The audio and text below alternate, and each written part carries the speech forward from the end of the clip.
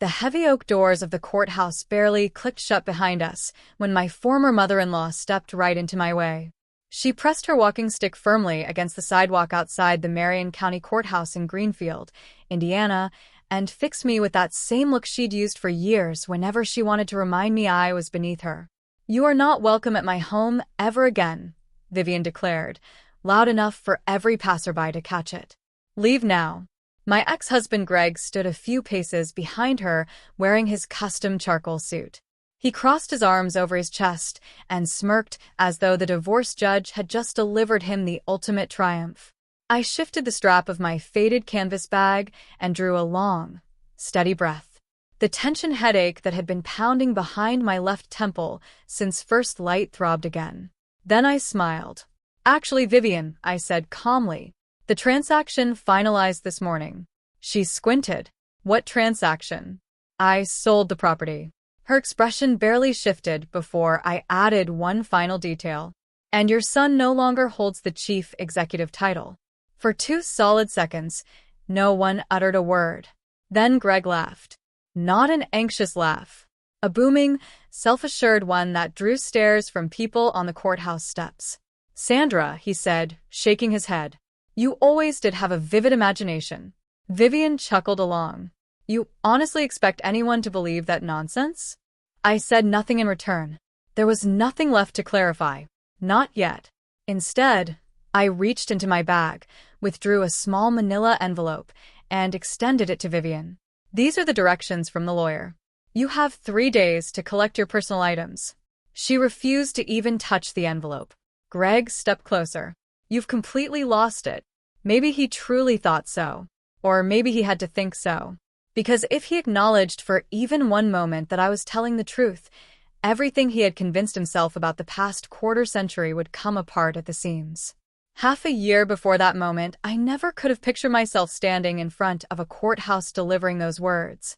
Back then, I was still fighting to rescue a marriage that had silently dissolved years before I noticed. People always want to know the exact moment a marriage falls apart. From where I stand, it is never one explosive incident. It is hundreds of tiny ones.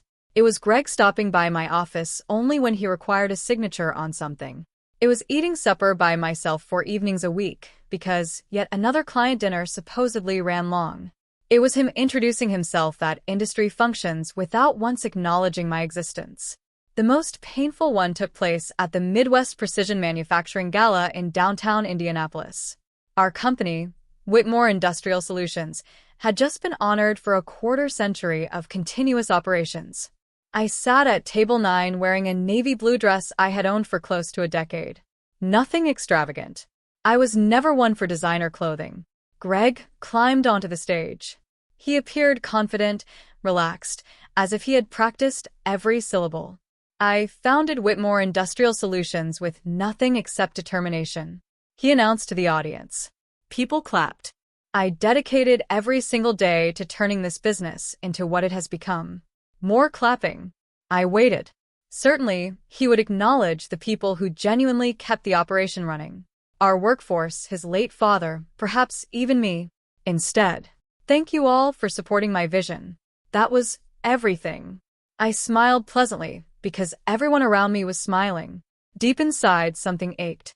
Not because I craved applause, but because I had devoted 25 years ensuring every paycheck cleared every Friday. I had refinanced our home when the economy tanked. When revenue nearly evaporated in 2009, I personally telephoned our vendors and pleaded for another month of patience. I recalled sitting in our cramped office, surrounded by stacks of overdue bills while my father quietly pushed an envelope across the desk. He had sold a parcel of his farmland outside of Terre Haute.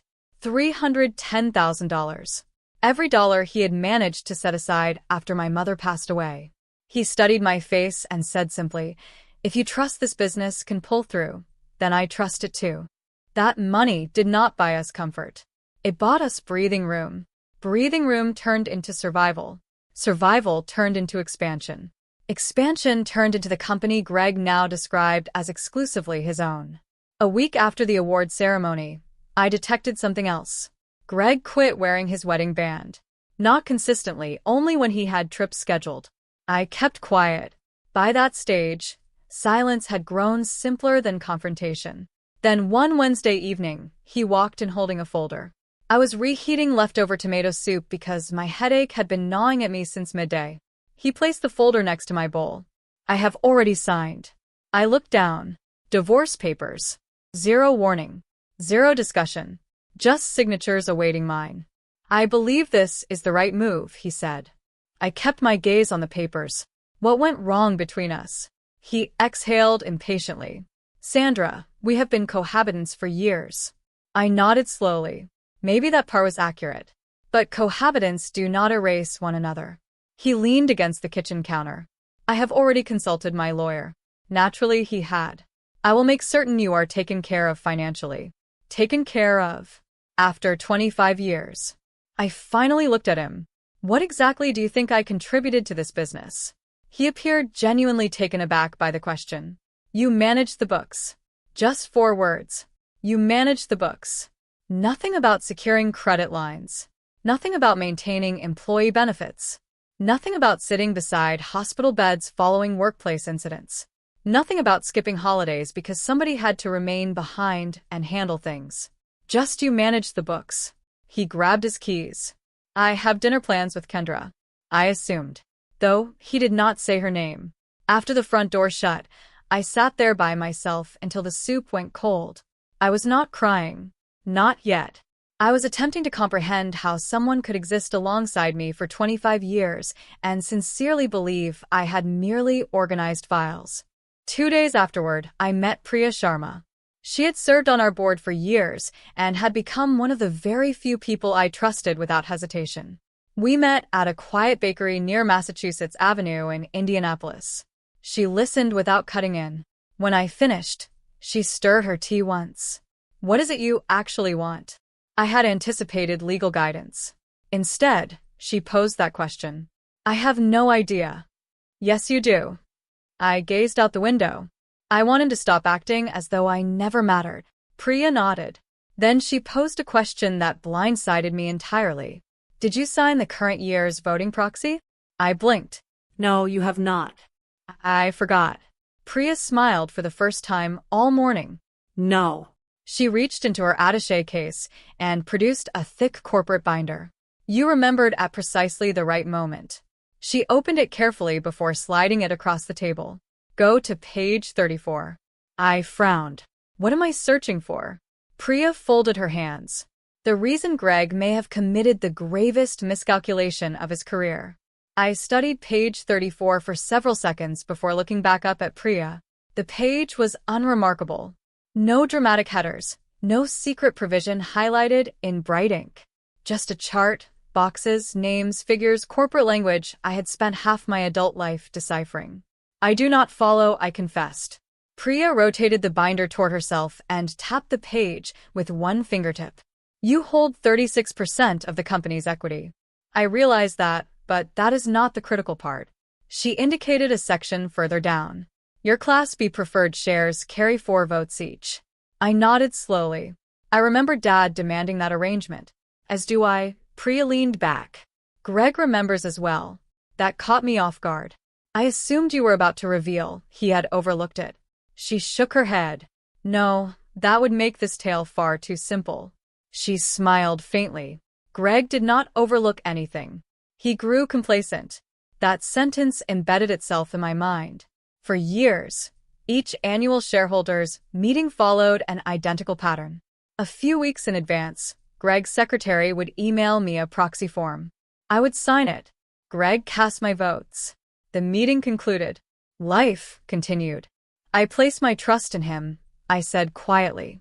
Priya nodded. And he came to assume that trust was unconditional. She slid another document across the table. This year's proxy form. It was blank and signed. I never returned it. No. Priya looked directly at me. For the first time in 16 years, Greg does not command your votes. I sat there without speaking. Outside, a delivery van reversed into the narrow lane behind the bakery. Someone laughed near the register. The world kept turning. Mine had suddenly shifted. Priya continued gently. When your father invested in Whitmore Industrial Solutions 16 years ago, he did not write Greg a check. He invested in me. Precisely. I smiled for the first time in weeks. Dad had never harbored ill will toward Greg. He simply understood that business and marriage were fundamentally separate matters. If this company ever stays alive because of my savings, he had said back then, I want the world to know where that lifeline originated. Priya had been the junior attorney who assembled the agreement. Each Class B share carried 4 votes. They could not be converted without my written authorization. They could not be watered down without my consent. Back then, none of us envisioned the company would eventually be valued at more than $90 million. We were simply scrambling to cover payroll. So what comes next? I asked. Priya did not reply right away. Instead, she folded her hands. That hinges on your motivation for asking. What do you mean? If your aim is to punish your husband for carrying on an affair, she allowed the sentence to linger. Then do not pursue this path. I blinked. I would never. I know. She appeared relieved. But if your aim is to safeguard a company whose leadership has ceased acting in the best interests of its workforce, she closed the binder. That is an entirely different discussion. Over the following weeks, divorce mediation pressed forward. Everything became documentation. Financial disclosures, property appraisals, pension accounts, insurance contracts, 25 years of matrimony condensed into folders with colored dividers. Greg was courteous whenever attorneys were in the room, nearly upbeat. It was peculiar. He approached the divorce like a commercial deal he had already clinched. During one mediation session, our lawyers went over the jointly held assets. The old house in Westfield surfaced. It had belonged to my parents before they passed. Although it had become part of the marital estate for settlement calculations, it also demanded costly repairs. The roof was nearing its final years. The original windows let drafts in every winter. The plumbing was not exactly youthful either. Greg barely glanced at the valuation. I have no interest in it. His attorney peered at him. Are you certain? I am not about to pour money into maintaining that place.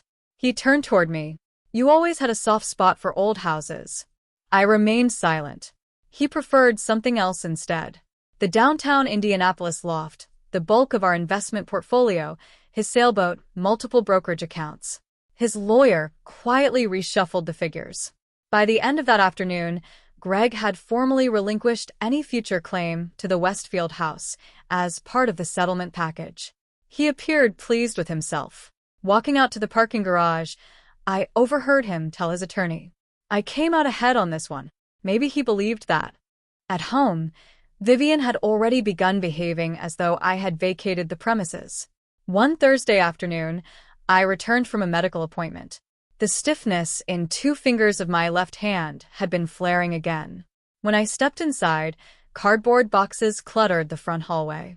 One box bore a thick black marker label, Donate. I knelt carefully and opened it. Resting on top was my parents' wedding portrait. Beneath it, Dad's old folding knife. My mother's handwritten recipe cards. An album stuffed with photographs from the early years of Whitmore Industrial Solutions. Our first leased workshop. Greg smeared with lubricant. Me cradling Sophie with one arm while fielding payroll calls with the other. One photograph had been creased across a corner. I gently smoothed it flat. Vivian walked in carrying shopping bags. Oh. She did not sound the least bit sheepish. I assumed Greg would not care about all that old junk. I looked up. My parents are junk? She sighed theatrically. Please do not make a scene. I am merely asking. You will be relocating soon regardless. She deposited the groceries on the counter. There is no point dragging worthless souvenirs around indefinitely. I carefully closed the album. Those were not souvenirs to me. They were evidence. Evidence that I had been present from the very beginning. That evening, while carrying towels upstairs, I overheard Vivian on the phone. She was unaware I had come home. I told Kendra she would adore this kitchen once they got it and start fresh. A pause. Oh, without question. She laughed. The cabinets are positively ancient. Another pause. We will finally give this house some sophistication. I quietly retreated downstairs before she detected me. Not out of fear, because I abruptly grasped that she was not envisioning a future in which I existed at all. The following Monday, my phone rang. James Whitfield, our outside auditor. He virtually never contacted me directly. Sandra. His tone sounded unusually grave. Can you spare a few minutes? Of course. I have been going through executive compensation. Something in his manner made me lower myself into a chair. I uncovered several items Priya needs to examine. What sort of items? He dropped his voice. Substantial executive retention bonuses. That is not uncommon. These were greenlit without complete board oversight. I frowned. Is there more? A resort getaway classified as a vendor summit. Silence. A single hotel room. I did not need him to supply another name. He went on. There is additional material. He explained that retirement contributions for hourly workers had been quietly scaled back while executive payouts climbed. Several bookkeeping categories defied logic. Nothing overtly criminal, but taken together, the picture was troubling. When I ended the call, I sat by myself in my kitchen for nearly 20 minutes. I was not contemplating revenge. I was thinking about Bill Reeves. He had been with us since the workshop era. 67 years old now, still showing up every morning before the sun rose. If Greg truly had prioritized bonuses over people like Bill, this was no longer merely about my marriage. That evening, Sophie came over. She stood in my kitchen, rotating her coffee mug between both palms. Mom. I looked at her. I found out. I went rigid. Found out what? About Kendra. The words barely emerged. For nearly a year, the room abruptly felt impossibly still. Why did you keep it from me? Sophie began to cry. Dad insisted you were already aware. I was not. He claimed your marriage had essentially ended years ago. I stared down at the table. I believed what he told me. She wiped her cheek. I convinced myself that staying neutral meant I was not picking a side. I reached across the table and clasped her hand. Sometimes silence picks a side for you. I did not voice that thought aloud. She already understood. The next morning, my phone rang before 8. Priya. James completed his review of everything. I held my breath. We have sufficient grounds. For what? She responded evenly.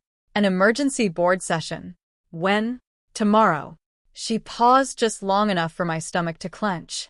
10 in the morning. I barely slept the night preceding the board meeting. Not because I feared Greg. I feared myself. At 51, you stop expecting every hard choice to produce a tidy ending. I had spent 25 years helping construct Whitmore Industrial Solutions. I knew every corridor, every piece of equipment, every employee's birthday, and every family crisis we had quietly shepherded through.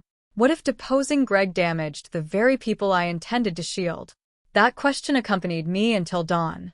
I stood in my kitchen, clutching a mug of coffee I never tasted. The headache from the previous day had subsided, but my stomach felt knotted. Around 7:30, my phone vibrated. Priya. I already know what is running through your head, she said before I could speak. Do you? You are debating whether this has become personal.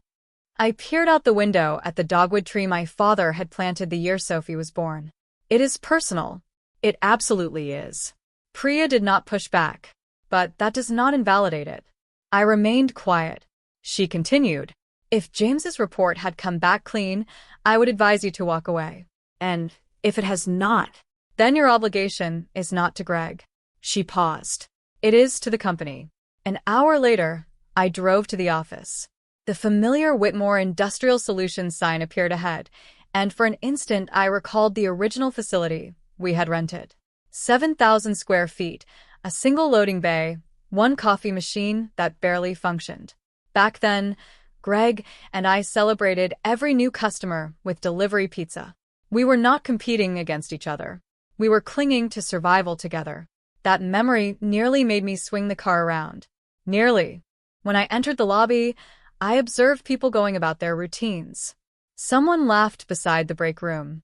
Forklift warning beeps echoed faintly from the shop floor. The front desk answered telephones. Nobody suspected what was about to unfold upstairs.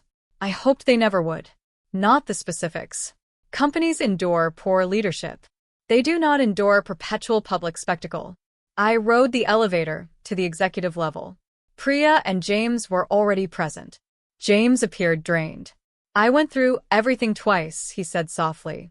You will not discover errors. I never imagined you would. He nodded. I wish I had. Priya handed me a folder.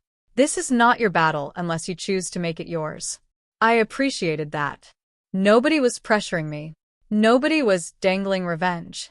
Only accountability. At 9:10, another board member arrived. Alan Park. He had served on the board nearly as long as Priya. He greeted me politely. I was not expecting to see you here today. I suspect Greg was not either.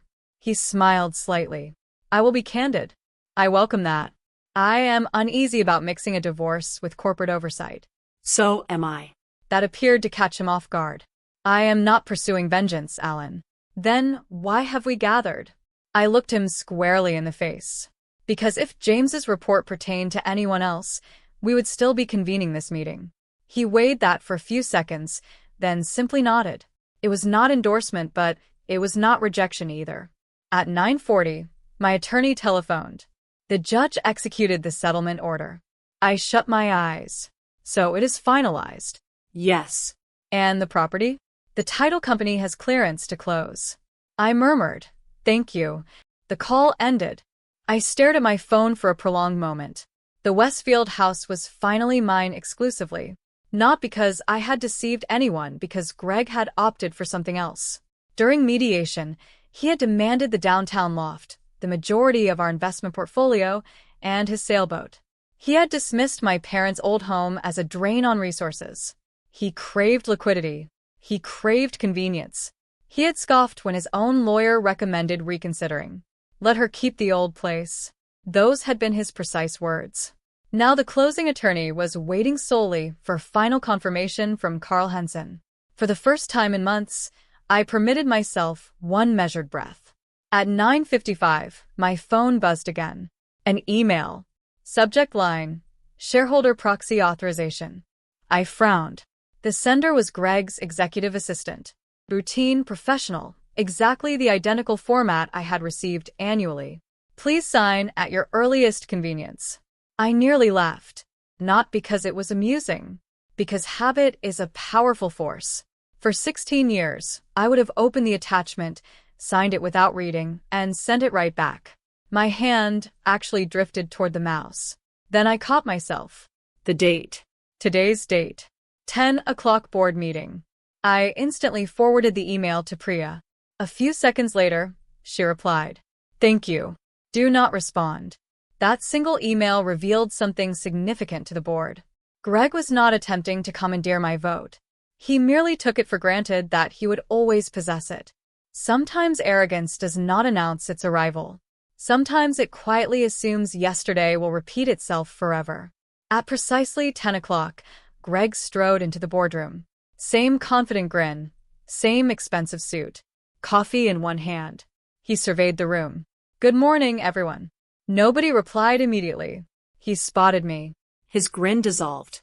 What are you doing here? I was invited. He let out one short laugh. This is a board meeting. Priya closed the leather folder before her. Indeed it is. Then why is Sandra seated here? Priya answered steadily. Because she is a director and a voting shareholder. Greg blinked. Fine, he shrugged. Let us get this finished. He sat at the far end of the table. Kendra was not in the room. She waited in the corridor, presumably anticipating that Greg would introduce her later as the incoming chief operations officer. Priya addressed the table. Before we proceed, I would like everyone to confirm they have received James Whitfield's audit summary. Papers shuffled. Everyone nodded. Greg appeared annoyed. What audit? James slid a folder toward him. You will want to examine page 5. Greg leafed through the opening pages. His expression shifted. What is this? Priya answered. Our agenda. He looked back down. Executive compensation, conflict of interest, travel reimbursement, unsanctioned bonus approvals. The room went silent. Even the ventilation system suddenly seemed amplified. Greg looked straight at me. This is retaliation for the divorce. No, it has nothing to do with the divorce. Priya interjected gently. No. She folded her hands. This meeting concerns corporate governance. Greg reclined in his chair. You cannot be serious. Priya stayed composed. The evidence stands on its own. James cleared his throat. Mr. Whitmore. Greg glared at him. Proceed. The financial records reflect executive retention bonuses authorized without full board approval. They were within policy. Possibly. James nodded. But they were never properly reported. Greg aimed his gaze at me again. You orchestrated this. I met his stare. I chose to present the facts. His voice turned harsh. You are prepared to tear apart the company because I ended our marriage. For one instant, the room vanished. I saw us 25 years earlier, splattered with machine coolant, eating lukewarm pizza on metal folding chairs, laughing because we had finally secured our first major contract. Then I returned to the present. No. I spoke quietly. I am attempting to prevent you from wrecking the company we created. Not the company you created. The company we created. Nobody uttered a word. Priya surveyed the table. The board will now review the motion regarding executive leadership. She placed a final document in front of every director. Then she looked at me. I suddenly understood this was not the conclusion of my marriage. It was the commencement of whatever lay ahead. Nobody reached for a pen. Not immediately. The silence inside the boardroom carried more weight than any dispute I had ever witnessed. Greg looked from one face to the next, searching for someone who would grin, crack a joke, or assure him this was all some terrible mix-up. Nobody did. Priya adjusted her reading glasses. Mr. Whitmore, before the board considers any motion, you are entitled to address the findings. Greg straightened in his seat. Gladly. He brushed James's report aside, as though it were nothing more than a restaurant menu. The relationship between Kendra and me is a private matter. He glanced at me before proceeding. My marriage had already deteriorated. Priya nodded once. The board is not evaluating your marriage. Then why raise it? Because the relationship was not disclosed while executive compensation decisions affecting Ms. Palmer were being rendered. Greg folded his arms. She earned every cent. James opened another folder. Nobody is disputing her work performance. He pushed several documents toward the directors. We are disputing the approval process. Greg stared at the papers, but did not touch them. James continued steadily. 3 retention bonuses were greenlit without full board review. He turned another page. The Vail Resort trip was categorized as supplier development. Another page. The receipts reflect no scheduled supplier meetings. Another. The hotel booking lists a single suite. Greg's jaw clenched. You have been digging through my personal affairs. Priya responded before James could. No, we have been examining company records. That distinction mattered. This was not about exposing an unfaithful husband. It was about whether the company's leadership had stopped honoring the rules everyone else followed. Greg leaned forward. This company tripled its revenue under my direction. Priya nodded. It also answers to its shareholders. And to 170 employees, I added quietly.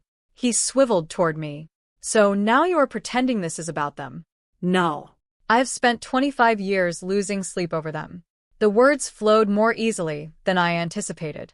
I remember phoning machinists during the downturn to guarantee their paychecks would still clear on Friday. I remember sitting alongside Bill Reeves's wife in the hospital. I remember telling employees we would find a path through the pandemic before we had any idea how. I scanned the room. I do not recall ever asking for acknowledgement. Greg laughed once. Nonsense. I shook my head. I asked for integrity. The room lapsed into silence again. Priya positioned a printed resolution in front of every director. The first motion pertains to Ms. Kendra Palmer. The vote was swift. Her pending promotion to Chief Operations Officer was rescinded. Administrative leave. Independent investigation. The motion carried without opposition. Greg appeared stunned. He had anticipated disagreement. He found solidarity. Priya continued.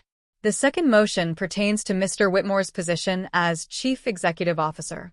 She paused long enough for every director to examine the resolution.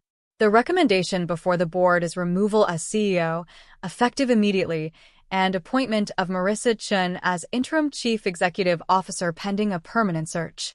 Greg shot to his feet, so abruptly his chair rolled backward. This is madness. Nobody responded. He looked directly at Alan Park. You have known me 18 years. Alan sighed. I have. So vote against it. Alan looked genuinely conflicted. I wish none of this were happening. As do I. But I cannot disregard the governance failures. Greg fixed his eyes on him, then on another director, then another. Finally, he looked at me. This is your handiwork. Priya spoke firmly. No, Greg. This is the board's determination. She surveyed the table. Please cast your votes. One by one, hands rose. Yes. Yes. Yes. Alan hesitated. For a moment, I thought he might rescue Greg. Instead, he slowly lifted his hand. Priya counted quietly. The motion passes. She looked at Greg. Effective immediately, you are removed as Chief Executive Officer of Whitmore Industrial Solutions. No applause. No cinematic crescendo. Just silence. Greg remained standing. His complexion had turned ashen. You have no authority to do this. Priya folded the signed resolution. We already have. She slid the document toward me. As chair, I require one additional signature confirming the shareholder certification. My fingers throbbed as I picked up the pen. The stiffness in my left hand selected that precise moment to assert itself. I nearly smiled. Life possessed an ironic sense of timing. I signed. Not because I craved revenge. Because I wanted the record to reflect the truth. Greg stared at the signature. 25 years distilled to a single stroke of ink. A facilities coordinator knocked softly on the open door. He had been with us for almost 14 years. His voice was nearly apologetic. Mr. Whitmore, whenever you are prepared, I will assist you in gathering your personal effects. Not security guards, not public degradation, just a man fulfilling his responsibilities. That somehow rendered it even more melancholy. Barely an hour later, I exited the building alone. The summer air felt warmer than I had anticipated. Instead of elation, I felt drained. Profoundly drained. My phone rang. It was my attorney. Sandra, is everything all right? The closing is finalized. I closed my eyes. So it is done. Yes. Carl Henson is now the legal owner of the Westfield property. I thanked him and ended the call. I sat inside my car for several minutes without turning the key. I had envisioned this moment countless times. I expected to feel triumphant. Instead, I missed my father. I wished he could have known that the modest house he had cherished so dearly would remain intact instead of being demolished. Carl had pledged to restore it, not gut it. Dad would have appreciated that. I drove to Westfield because there was one final box of personal belongings I had left behind. When I turned onto the street, another vehicle was already parked out front. Carl Henson stood chatting with his realtor. They smiled politely when they noticed me. Then another car pulled up. Greg. He stepped out without uttering a word. A minute later, Vivian opened the front door. She caught sight of me immediately. Her face hardened. She marched toward the front steps as briskly as her knees permitted. Then she planted her walking stick across the footpath. You are never to set foot in my house again. Several neighbors peered over. Vivian did not care. Leave now. I drew one steady breath. Actually, Vivian. She crossed her arms. The transaction closed this morning. What? I sold the property. She scoffed. No, you did not. And Greg no longer holds the CEO title. She turned toward her son. Greg said nothing. For the first time since I had known him, he could not produce a single word. Carl stepped forward quietly. Mrs. Whitmore. Vivian frowned. My name is Carl Henson. He extended a folder. I am the new owner. She disregarded the folder. This belongs to my son. Carl did not argue. He simply opened the paperwork to the final page. Greg's signature, the settlement agreement, the closing confirmation.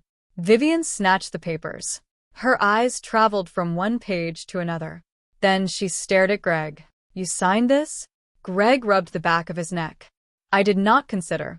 No. She cut him off. You certainly did not. Her voice fractured. For a second, she looked considerably older than 73. At that moment, a county deputy pulled up. One of the neighbors had called after hearing the commotion. The deputy listened patiently, examined the documents, then returned everything. "Ma'am," he said gently, "ownership of this property legally transferred this morning." He was neither rude nor theatrical. He simply clarified that the court-approved agreement afforded Vivian 72 hours to remove her belongings. Nothing more, nothing less. Carl addressed her. "I have already coordinated movers if you require assistance." Vivian offered no reply. She was still staring at Greg. I suddenly noticed 3 paint swatches tucked under her arm. Ivory, slate, eggshell. She had been planning a kitchen renovation. Carl smiled politely. "For what it is worth." He gestured toward the original cabinetry. "I actually intend to restore those." For the first time all afternoon, I nearly laughed. Not at Vivian. At the sheer absurdity of life. She had spent months scheming to remodel a house that was never destined to be hers. I retrieved my last cardboard box from the hallway. As I walked toward my car, Greg followed me. Sandra. I stopped. Please. His voice carried a different quality now. Not hostile. Frantic. "I need you to undo this. The board situation. You still carry weight." I looked at him for a long while. "I have no interest in reconciling. I understand. I want my position back." I believed him. That stung more than I expected. He still had no grasp of what he had truly forfeited. "I cannot assist you." "You could, though." I shook my head. No. He lowered his voice. "I am pleading." So am I. "For what?" "Respect." He looked away. I got into my car. 3 weeks later, an invitation landed in my mailbox. Whitmore Industrial Solutions Annual Employee Appreciation Banquet. I nearly discarded it until I spotted one handwritten note at the bottom. "Please attend. Priya." When I entered the ballroom at the Indiana Convention Center that evening, the first person I noticed was Greg. He was not supposed to be present. I paused just inside the ballroom entrance. The Indiana Convention Center had hosted Whitmore Industrial Solutions' annual Employee Appreciation Dinner for years. But this time, the atmosphere felt altered. Round tables draped in white linen extended across the ballroom. People who had worked alongside me for decades stood conversing over coffee and wedges of apple pie. Some had retired years ago, yet still came every summer because in countless ways the company had functioned as their second family. Then I spotted Greg. He was standing by himself near the rear wall in a dark gray suit. Not at the head table, not flanked by executives, simply standing there. For a moment, I entertained the idea of turning around and leaving. I had no appetite for another showdown. Priya noticed me before I could slip away. She walked over, smiling warmly. "I am delighted you came. I almost stayed home." I suspected as much. She glanced toward Greg. "He insisted on being here. You permitted it? He remains a shareholder." She lowered her voice. "But tonight is not about him." I nodded. "I certainly hope not." Priya touched my arm gently. "I have one favor to request." "What is it?" "Simply stay until the conclusion." I hesitated. "I am not sure I can manage that." "You can." Her assurance reminded me of something my father used to say whenever I second-guessed myself. "You are not required to enjoy tackling the difficult thing. You just have to do it." Dinner passed without incident. People drifted by my table to say hello. Most inquired how I was faring. A few apologized for not reaching out during the divorce. I gave them the honest answer. I had not been prepared to talk. Bill Reeves eventually settled into the chair beside me. He appeared older than the last time I had seen him. His hair had gone almost entirely silver, and he moved more deliberately than before. But his grin had not changed. "Glad to see you, kiddo." He had been calling me kiddo since I was 23. "I have missed you, Bill. You look worn out."